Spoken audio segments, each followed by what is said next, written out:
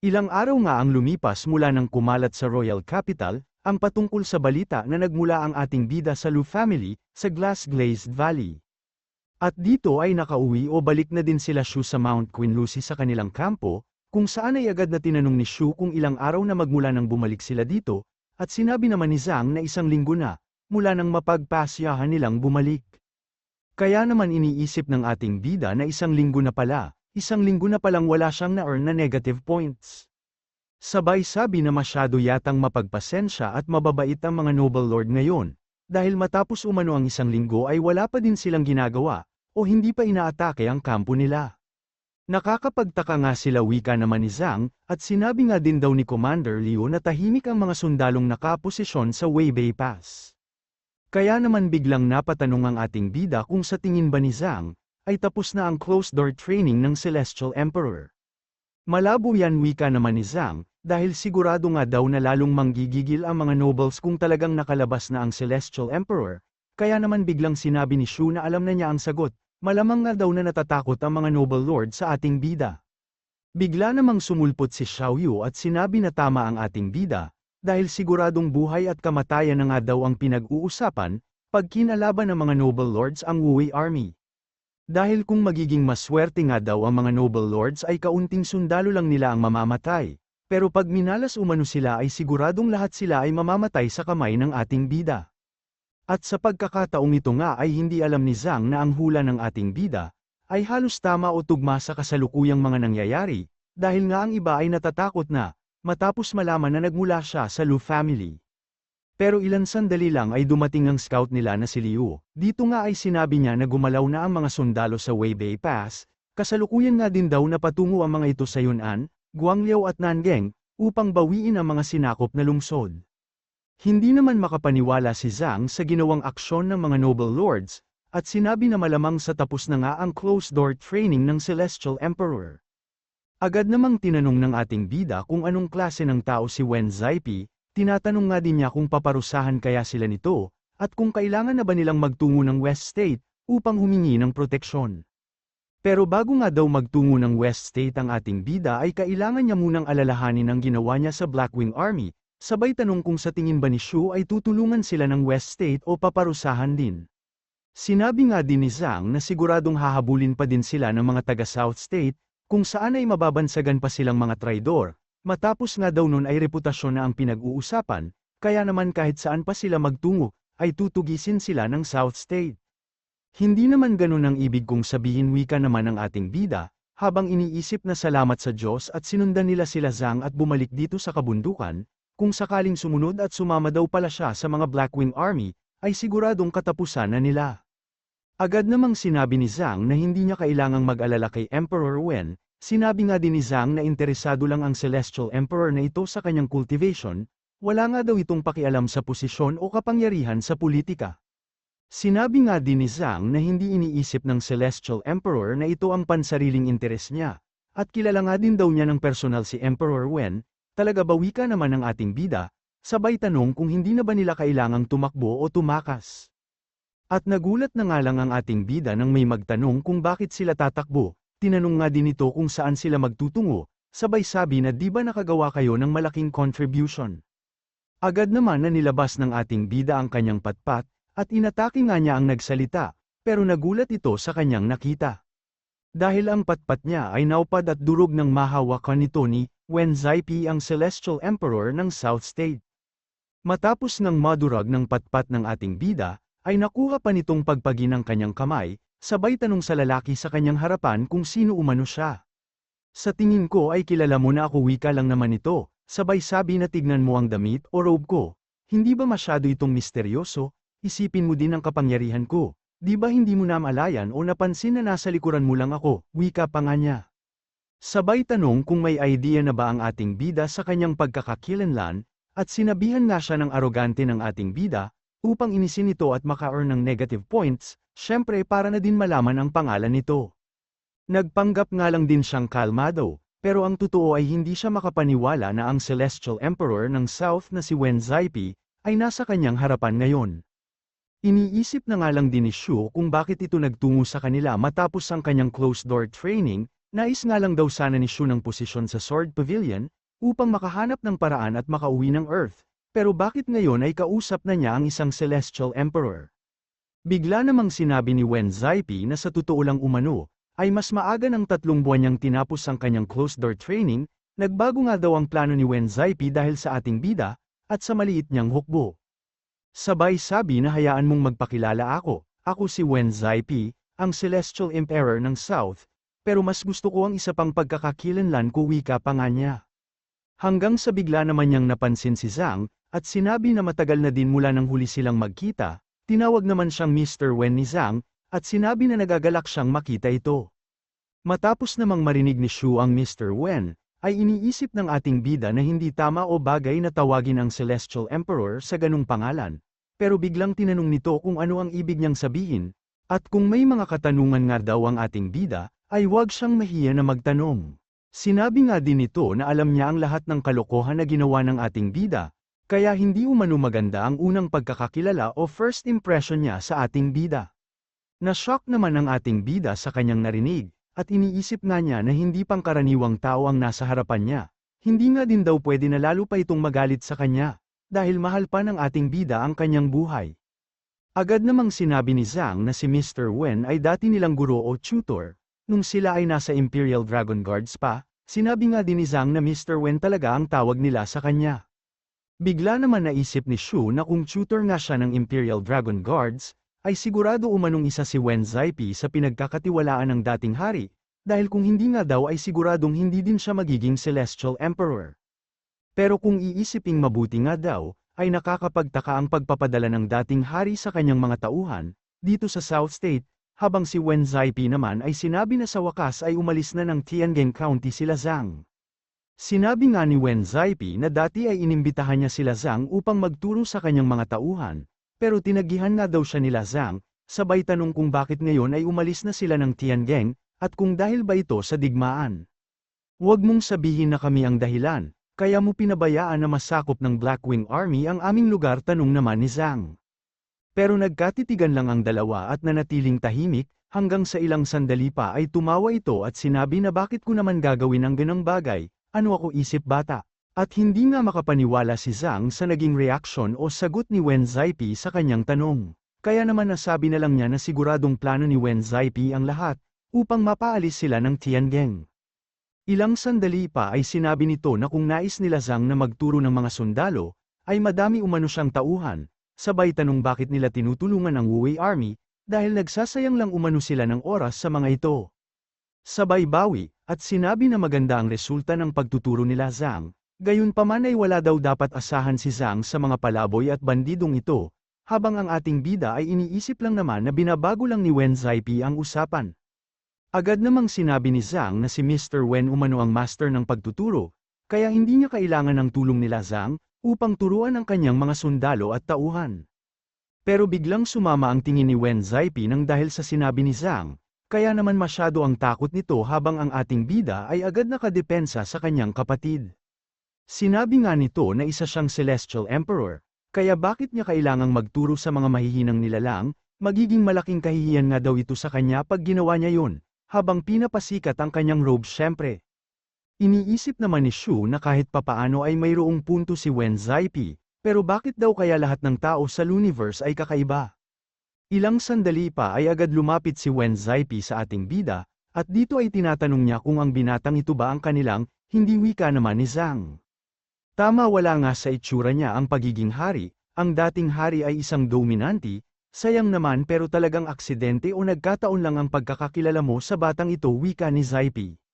Nainsulto naman ang ating bida sa mga salita ni Wen Zaipi, kaya sinabi nga niya na mas mainam kung pag-usapan nila ang mga bagay na yan, nang hindi siya nakaharap.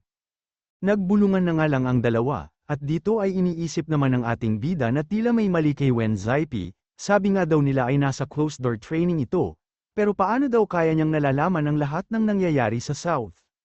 Iniisip nga din niya kung bakit masyado umano itong prangka, at higit sa lahat ay mayabang, napapatanong na nga lang din siya kung ganun ba ang tamang ugali ng leader ng isang state. Iniisip nga din ni Shu na dapat ay tuso at sopistikado umano ang mga Celestial Emperor, kaya naman napapatanong na lang din siya sa kung karapat-dapat ba si Wen Zaipi sa kanyang posisyon. Agad namang sinabi ni Wen Zaipi na mayroon talagang mga ganong tao, magaling sa calculation at tuso sa lahat ng bagay, pero ibahin mo ako, wika pa nga nito. Sinabi nga din ni Wen Zaipi na makapangyarihan siya at sobrang lakas umano ng kapangyarihan niya, yung tipo umano na dahil sa sobrang lakas ng kapangyarihan niya, ay nagagawa niya ang lahat ng bagay. At habang nagtataka nga si Zhang sa mga sinasabi ni Wen Zaipi, ay nashock naman ang ating bida, napapamura na nga lang din ito nang ma-realize na sinagot ni Wen Zaipi ang lahat ng mga iniisip niyang katanungan kanina. At sa pagbukas naman ng mga mata ni Wen Zaipi ay sinabi nito sa ating bida, na hindi pa niya sinasagot ang unang tanong nito. Sinabi nga din niya na umatras ang Blackwing Army nang dahil sa ating bida, kaya malaking contribution umano ang kanyang nagawa, sabay tanong kung bakit nais niyang tumakbo at tumakas. Sige, hindi na kami tatakbo, wika naman ng ating bida, sabay tanong kung bakit siya nandito, at kung magbibigay ba siya ng gantimpala. Tama, wika ni Wen Zaipi, sabay sabi na ibibigay niya ang lahat ng napabagsak na lungsod ng Blackwing Army, ito nga ay ang Weibei Pass, Sunset Pass, Guangliao, Nangang at Yunnan City. Pero tinanggihan naman ito ng ating bida, sinabi nga ni Shu na 5,000 lamang ang kanyang mga sundalo, at masyado nga daw maliit ang bilang nito upang bantayan ang lahat ng mga lungsod. Hindi pa ako nasisiraan ng ulo, wika pa nga ng ating bida. Masyado ka namang seryoso, wika naman ni Wen Zaipi, at sa di kalayuan ay makikita ang mga lumilipad na cultivator. Kaya naman sinabi ni Wen Zaipi na mabibilis pala silang kumalap ng chismis, habang si Shu naman ay iniisip na biglang nagbago ang pagsasalita nito. Ilang sandali pa ay naglapagan ang mga ito at agad na nagbigay galang sa Celestial Emperor na si Wen Zaipi, binati nga din nila ito sa pagkakatapos umano ng kanyang closed-door training. Pero tumingin lang naman siya ng masama sa mga noble lords na ito, sabay tanong kung plano pa ba ng mga ito na hayaang mapabagsak ng Blackwing Army ang 10 pang lungsod, kung hindi pa natapos ang kanyang training. Hindi naman sa ganun, wika naman nito, sinabi nga din niya na nabawi na din nila ang mga teritoryo nila mula sa Blackwing Army, sabay nagmakaawa at hingi ng isa pang pagkakataon sa Celestial Emperor. Pero tinanong lang naman nito kung nalasan na ba ang mga utak nila makalipas ang ilang taon, tinanong nga din niya kung hindi na ba sila marunong makipagdigmaan. Sabay tanong kung bakit nila pinabayaan ang mga bandido, na pagnakawan sila ng mga supply, at wala man lang silang nagawa o ginawa. Kaya naman napapaisip ang mga noble lords na ito, kung paanong nalaman ng Celestial Emperor ang mga bagay na ito, kahit pa nasa closed-door training siya. Ilang sandali pa ay masama ang tingin ni Mr. Lin sa ating bida, at iniisip na ang mga bandido ay nasa likod lang umano ng Celestial Emperor, with negative points. Pero hinarangan naman ni Wen Zaipi ang ating bida, sabay tinanong ang mga ito kung bakit masama ang tingin nila sa kanya. Siya ang commander ng Wuwei Army at hindi siya bandido, wika pa nga nito. Kaya naman na-shock na lang ang mga ito, habang iniisip na malamang sa alam ni Wen Zaipi ang tunay na pagkatao umano ng ating bida, napapatanong nga din sila sa kung bakit siya pinagtatakpan ni Wen Zaipi, at ibig daw kaya nitong sabihin ay nais protektahan ni Wen Zaipi, ang Wuwei Army. Ilang sandali pa nga ay sinabi na lang ng mga ito na tama ang Panginoon nila o ang Celestial Emperor, humingi na nga din sila ng patawad sa ating bida, kung sakali man umano na nasaktan nila ito, kaya naman masyado ang tawa ni Shu sa likod ng Celestial Emperor. Agad namang tinaas ni Wen Zaipi ang kanyang kamay, at sinabi na tama na ang paghagulgol, pero dahil sa andito na lang din daw sila, ay mayroon siyang nais ipagawa sa mga noble lords na ito. Sinabi nga ni Wen Zaipi na bumagsak ang mga lungsod nila nang dahil sa kapabayaan ng mga ito, kaya naman ngayon daw ay nais niya na bawiin at sakupin nila ang 10 pang mga syudad, sabay tanong kung kalabisan ba ang nais niya. Nanatili namang tahimik ang mga noble lords na ito, at napapamura na lang sa kanilang isip-isip, dahil sigurado umano na mauubos ang yaman nila nang dahil dito. Iniisip nga din nila na masyadong malupit umano ang kaparusahan na inatang sa kanila ngayon, kaya sigurado sila na masyado o sobra ang galit ng Celestial Emperor sa mga nangyari. Ilang sandali pa ay tinatanong ni Wen Zaipi kung bakit masyado silang tahimik, samantala nung pinapanood nga daw nila ang pagbagsak ng mga lungsod, ay nagkakatuwaan at pa-relax-relax lang sila. Sinabi nga din niya na kailangan nilang makinig, dahil pag hindi umano sila nagtagumpay o hindi nila nagawa ang kanyang utos, ay wag na silang babalik o magpapakita pa sa kanya. Sa pag-alis nga ng mga noble lords, ay sinabi ng mga ito na malamang sa pinapaboran ng Celestial Emperor ang Wuwei Army, kaya naman hindi nila pwedeng galitin ang mga ito, habang ang iba naman ay sinasabi na, wala naman silang ginawa, at Wu Wei Army ang nag-umpisa ng kaguluhan sa kanila. Ilang sandali pa ay muling tinanong ng Celestial Emperor kung ayaw ba talagang tanggapin ng ating bida ang binibigay niyang gantimpala, sinabi nga din ito na ang mga noble lords ay pinag-aagawan ang mga lungsod na ito. Pero sinabi lang naman ni Shu na ayaw niyang tanggapin ang mga lungsod, sabay sabi na bahala ng mag-agawan ang mga noble lords sa mga lungsod. Basta hayaan na lang siyang mamahala sa taxation, o pagpapatupad at kolekta ng tax sa mga lungsod. Ilang sandali pa ay bigla namang bumulong si Zhang sa kanya, at dito ay nakapagdesisyon na si Shu, sinabi nga ng ating bida na nais niya ang Yunnan City. Agad namang nangiti si Wen Zaipi, at kasabay nito ay sinabi niyang sige, sayo na ang Nanjing City. Kaya naman agad na sumigaw ang ating bida at tinatanong kung bingi ba siya, Yunnan City nga daw ang nais at sinabi ng ating bida, pero hindi naman na siya pinansin nito. Agad na din siyang gumawa ng space at umalis, at dahil sa hindi na siya nahabol ng ating bida, ay agad nilang tinanong si Zhang sa kung anong teknik umano ang ginamit ni Wen Zaipi. Dito ay sinabi ni Zhang na spacewalking yun, isa umanong unique na teknik na tanging mga maestro level lamang ang nakakagamit. Sa madaling salita umano ay magagamit ang teknik na ito upang magbukas at gumawa ng virtual gate, kung saan ang susi ay ang mismong nagcast o bukas nito. Ilang sandali pa nga ay sinabi ng ating bida na tama ang sinabi ni Zhang, binulong nga daw ni Zhang kanina na hingi ng ating bida ang Yunnan City, upang ibigay sa kanya ang Nanjing City. Dito ay tinatanong din ni Shu kung ganun ba talaga si Wen Zaipi, pero hindi naman daw ayon kay Zhang, dahil nais lang daw nitong pinagkakatuwaan ang mga tao, upang makita ang mga mukha nila na nababalot ng pagtataka. Matapos nito ay sinabi naman ni Shu na tutor ninyo siya dati diba? Malamang sa pinagkakatiwalaan siya ng dating hari, kaya siya naging Celestial Emperor tama ba? Pero hindi naman daw, dahil naging Celestial Emperor lang siya ng dahil sa inis o buweset ng dating hari sa kanya, at dahil nga daw sa inis ng dating hari kay Wen Zaipi, ay ayaw na nitong makita ang kanyang pagmumuka. Matapos nito ay sinabi ni Zhang na halos 2 dekada silang nagtatago, pero hindi sila nahahanap ng Blackwing Army sa Tianjing noon, pero ngayon nga daw ay diretso o rekta ng pinuntahan ng mga Blackwing Army, ang taguan nila. At matapos nga daw ang naging pag-uusap nila ngayon, ay sigurado umano siya na si Wen Zaipi ang nagturo o bigay ng impormasyon sa Blackwing Army patungkol sa pinagtataguan nila. Sigurado nga daw siya na nais ni Wen Zaipi na umalis sila ng Tianjing. Kaya naman agad na tinanong ni Shu kung bakit ginawa ni Wen Zaipi ang bagay na yun, at kung nais ba ng Celestial Emperor na mamatay sila Zhang.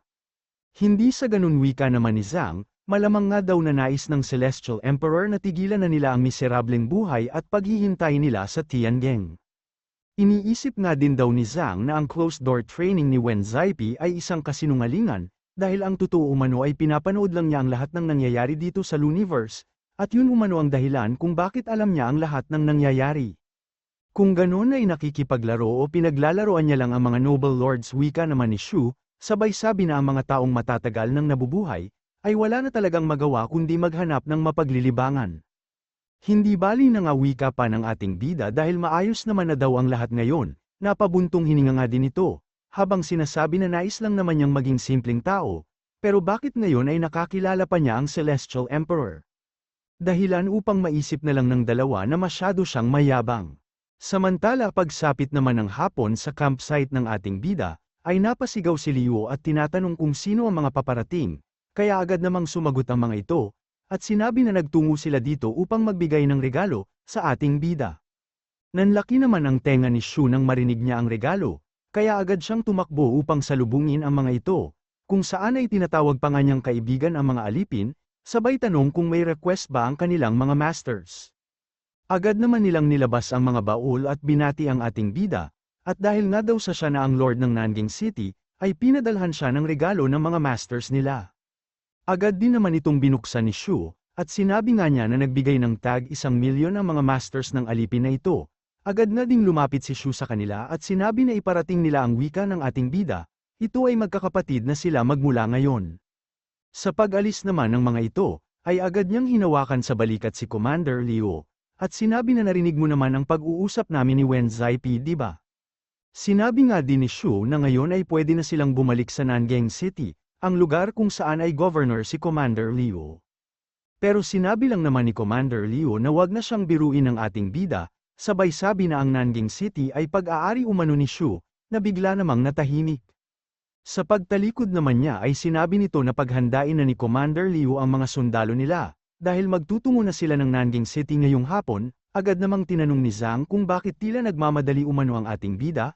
Tinatanong nga din ni Zhang kung may mga kailangang gawin o plano pa ba si Shu sa Nanjing City, pero natawa lang naman ang ating bida, sabay sabi na syempre may mga plano pa siya.